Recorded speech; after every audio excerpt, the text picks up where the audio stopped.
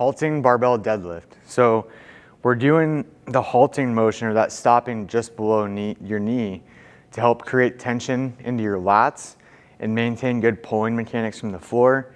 And the other piece is just repetition to get the deadlift motion down and to be able to be comfortable maintaining tension throughout your entire body. So as always, I like to start these big compound movements with talking about your bracing and breathing pattern, and really filling your midsection full of air through your diaphragm and create an expansion into your obliques to where you're pushing out to brace to be able to keep a neutral spine.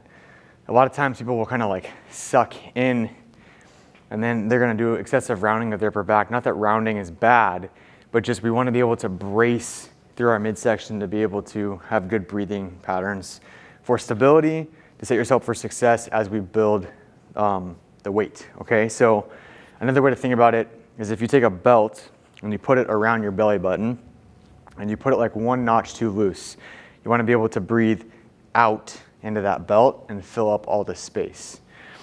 When I get set up, I like to have somewhat of a narrow stance, especially if I'm doing a conventional deadlift, which is what the demonstration was at the beginning of the video. So my feet are a little bit inside my shoulders, probably a tiny bit inside of my hips as well. And I prefer to toe out just a little bit. It's just more comfortable for me to get into that bottom position.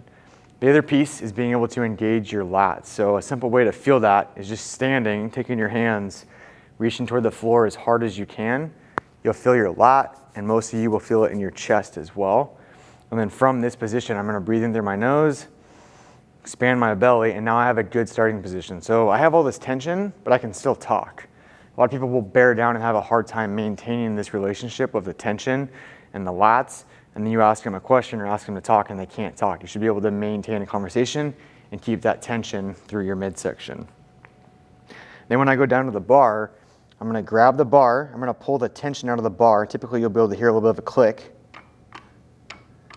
And then when I stand up, I'm gonna come to just below my knees, come back down, stand all the way up, nice and tall, and go back to that bottom position.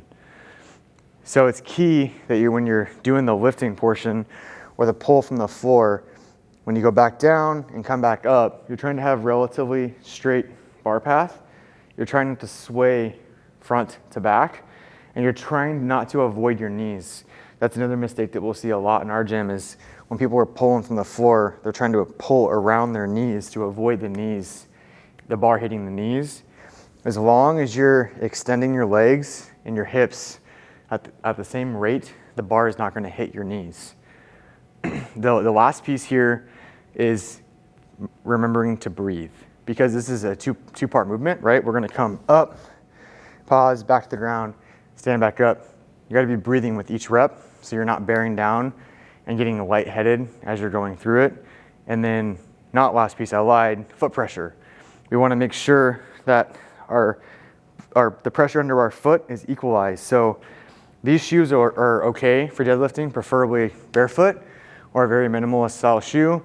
What we want to avoid is having a thick cushioned shoe, because when you go to push, it's going to give away and you're going to have a lot of instability that's happening. You won't be able to feel the floor very well.